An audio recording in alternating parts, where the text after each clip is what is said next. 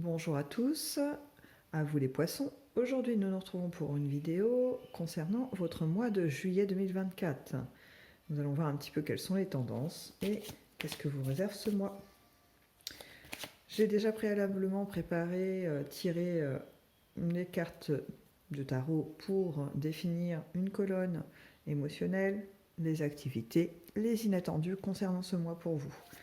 Et là, nous allons prélever du coup une lame majeure du tarot de Marseille pour avoir un peu une idée sur l'énergie qui va vous accompagner.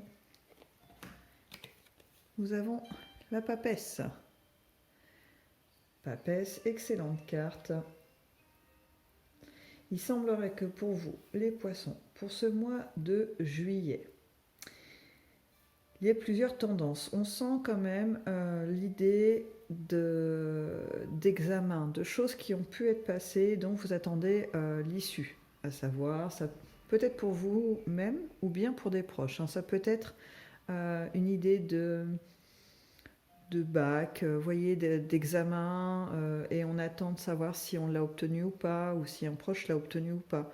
Il y a cette notion d'attente un petit peu de, vous savez, des délibérés. Est-ce que ça va le faire ou pas? Et j'ai aussi ce ressenti pour le domaine professionnel. Il peut y avoir des contrats qui soient en attente de signature, ou bien un accord de mutation. Ça peut être aussi dans vos domaines un peu plus personnels, un achat de maison, une vente de maison, vous voyez.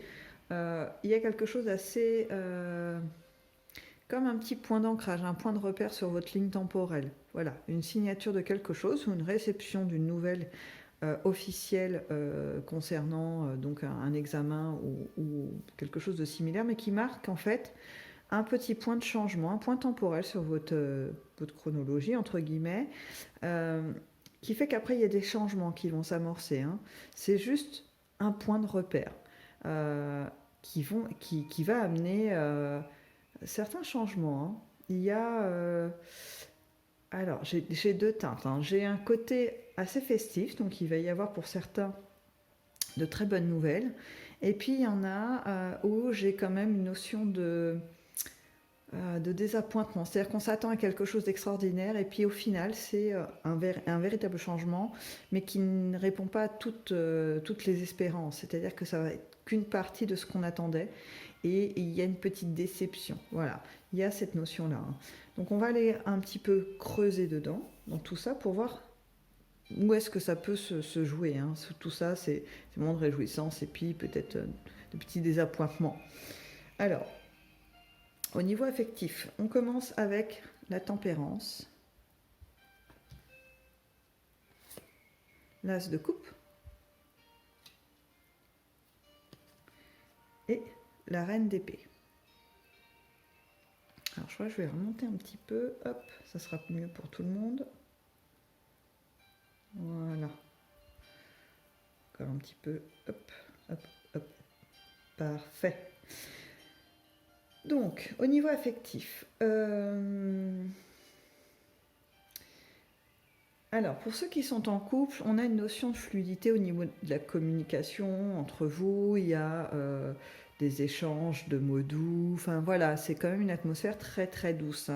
On n'est pas dans la fusion, la passion. C'est plutôt quelque chose d'agréable. Vous voyez, vraiment une sensation d'union avec son partenaire ou sa partenaire qui est vraiment appréciable. Vous savez, c'est ce sentiment de connaissance de l'autre. C'est-à-dire qu'on n'est pas sur justement cette passion dévorante d'un instant, mais au final, c'est une attraction très forte qu'on ressent pour quelqu'un sans vraiment le connaître à fond. Vous voyez, il n'y a pas cette complicité qu'on pourrait ressentir avec quelqu'un avec qui on est depuis un petit moment peut-être, ou qui peut s'installer aussi assez vite, mais qui n'est pas dévorante.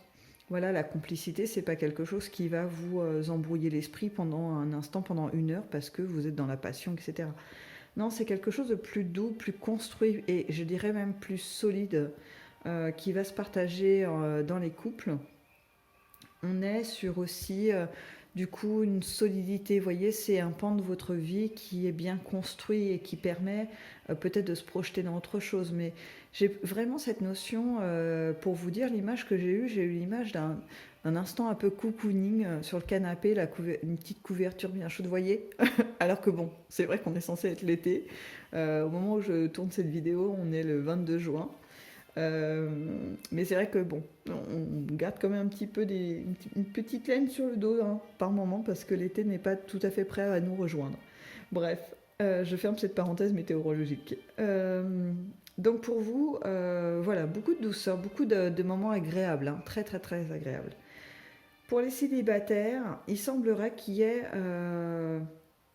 une ouverture, une possibilité de rencontrer différentes personnes, même des profils de partenaires auxquels vous n'aviez pas songé et qui vont se présenter.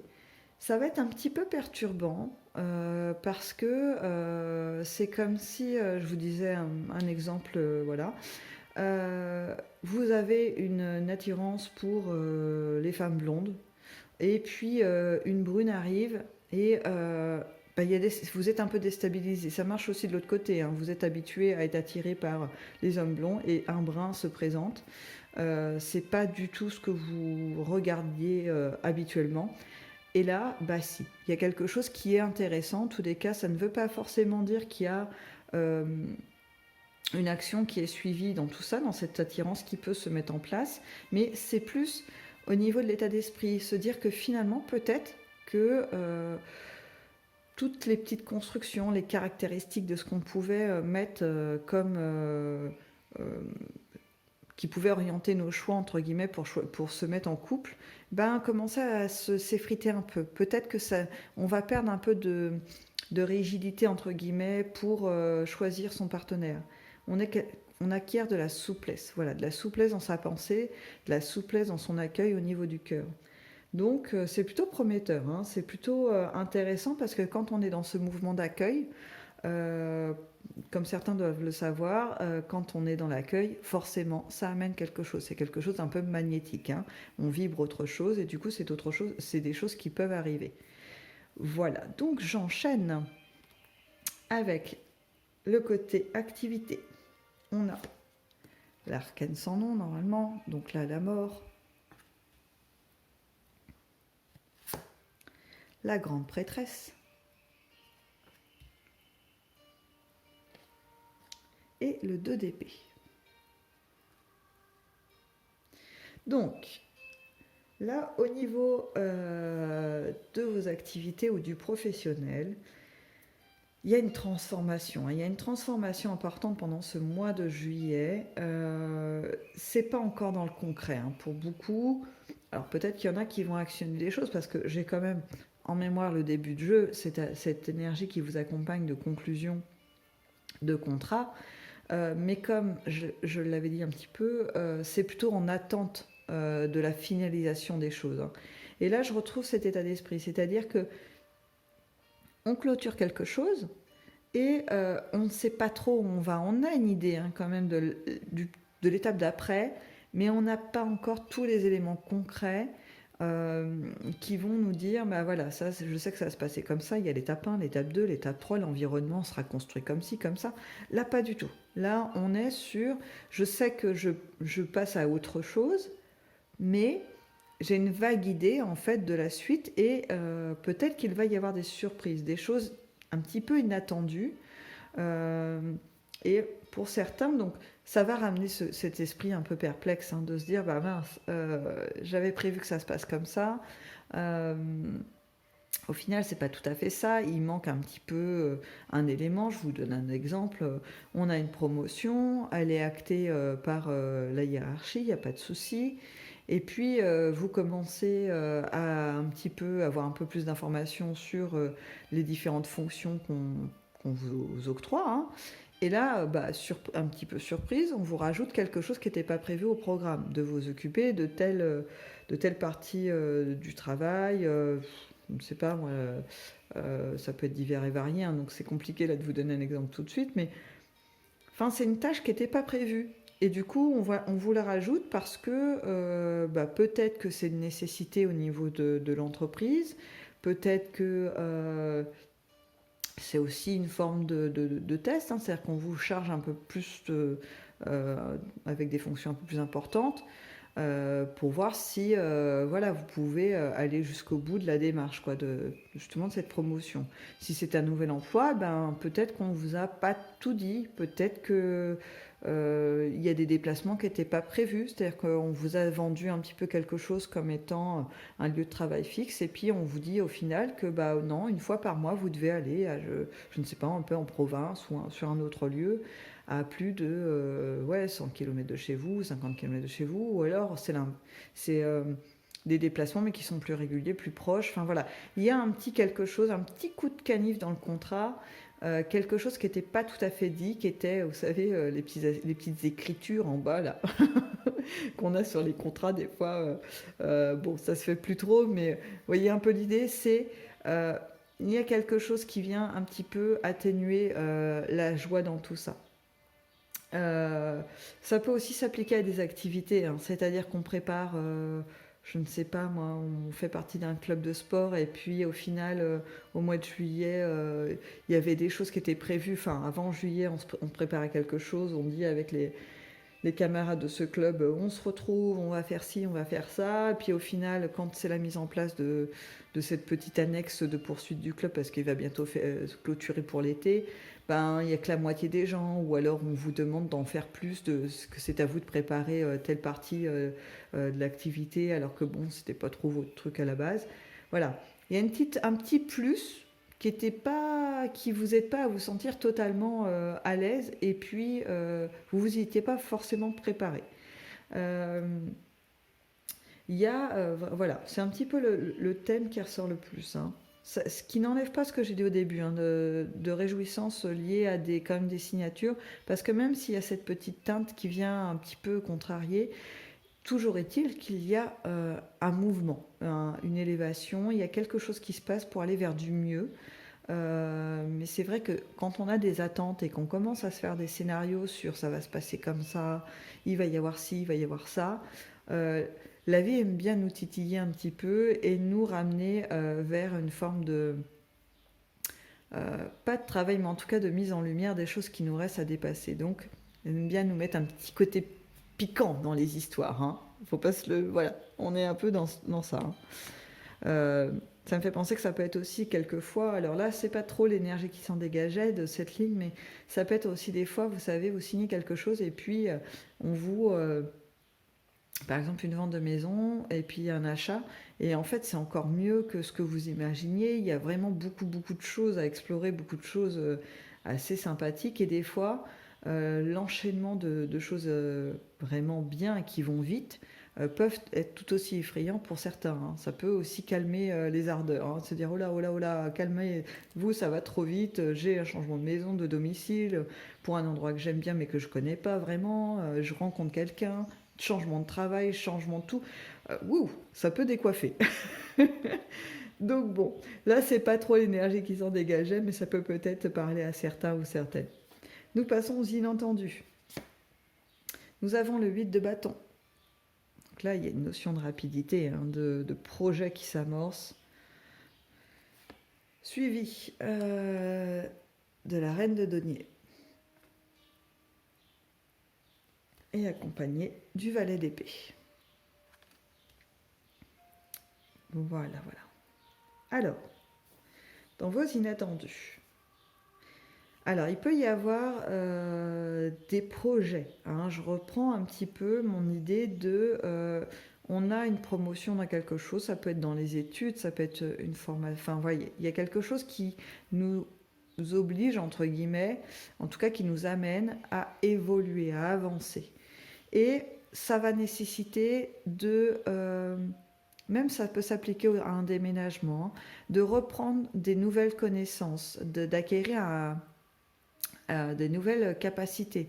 Il va falloir passer par une petite étape d'apprentissage. Par exemple, je déménage, il va falloir que je me familiarise à nouveau avec un nouvel environnement, savoir où se trouvent les différentes choses dont j'ai besoin, centres commerciaux, les producteurs de fruits et légumes, enfin peu importe, vous voyez. Mais l'idée c'est, il va falloir que je me familiarise avec un nouvel environnement, que ce soit au niveau professionnel, au niveau voilà, environnement, nouvelle habitation. Ça peut être aussi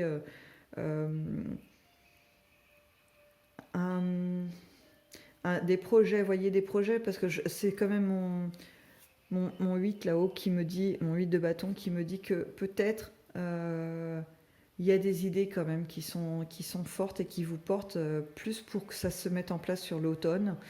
Et il va falloir commencer à un petit peu découvrir un nouveau milieu. Par exemple, ça peut être, je décide d'ouvrir ma boutique, alors que je n'y connais rien en commerce ou en comptabilité, je vous dis n'importe quoi, et bien là, il va falloir que je m'y mette un petit peu, il va falloir que je comprenne un petit peu les rouages, en tout cas les bases de ce domaine-là, pour pouvoir faire prendre de l'essor à ma boutique et pouvoir exercer le métier qui m'intéresse et l'activité, vous voyez. Donc il y a cette notion-là de quelque chose commence, quelque chose qui va aller assez vite, hein, ça prend pas 2 ans ou plus. On est sur une notion de rapidité. C'est pour ça que la notion d'automne était très vite arrivée, hein. Donc septembre-octobre, il faudra être déjà un petit peu opérationnel. Alors peut-être pas tout connaître, tout posséder, mais en tout cas avoir commencé cet apprentissage. Alors, ce que je vous propose à présent, c'est de rajouter quelques cartes pour voir si on peut avoir un peu plus d'éléments sur cette période pour vous les poissons. Je vais juste remonter un peu les cartes pour me faire de la place. Du coup, peut-être que vous allez les perdre un peu de vue, hein. Hop, je les remonte vraiment pour avoir la place d'étaler la suite. Toc. Je vais faire ça comme ça, ce sera peut-être un peu plus efficace que mes petites remontées en douceur. Hop. Voilà. Alors, pour aller un petit peu plus loin, j'ai pris du coup l'oracle des Médéors pour vous, les poissons, et on va le dérouler. Juillet pour les poissons. Donc ok, on a l'année en cours. Bon, c'est en train de confirmer les messages hein, qu'on a eu tout à l'heure, à savoir que là, dans le temps qui s'est écoulé précédemment, vous avez fait des choix, vous avez commencé à vouloir faire un mouvement dans votre vie plutôt positif, hein, parce que quand même on arrive sur la carte du bonheur total. Il y a donc cette vision, peut-être un peu trop idéalisée, en tout cas qui a un peu mis de côté certains petits inconvénients ou bien des inattendus. Vous savez, des choses... on n'a pas trop envisagé en fait que notre scénario un peu parfait puisse être un peu bousculé. Voilà, on a complètement occulté ça. Mais la vie nous ramène, hein, la vie nous ramène les éléments qu'on ne veut pas voir, et ce par 2 fois. Vous voyez, je suis sur des cartes en fait qui nous parlent de vie antérieure, mais pour moi là c'est plus votre construction actuelle hein, qui bien sûr peut être effectivement chargée d'anciennes mémoires, etc. Mais là je pense plus qu'il y a vraiment des petites choses à dépasser. C'est pas monumental, hein. On n'est pas sur un travail de fond intense, aller dans les moindres recoins de votre esprit, de vos pensées, de vos émotions. Non, non, non. Là, on est sur quelque chose d'assez léger parce que on voit quand même que ce qui se dégage, c'est assez lumineux, hein. Je pense qu'il n'y a pas besoin de connaître cet oracle par cœur pour s'en rendre compte. Voyez, on a un potentiel à la fin qui vient un peu montrer que c'est pour amener de l'expansion de vous-même, hein.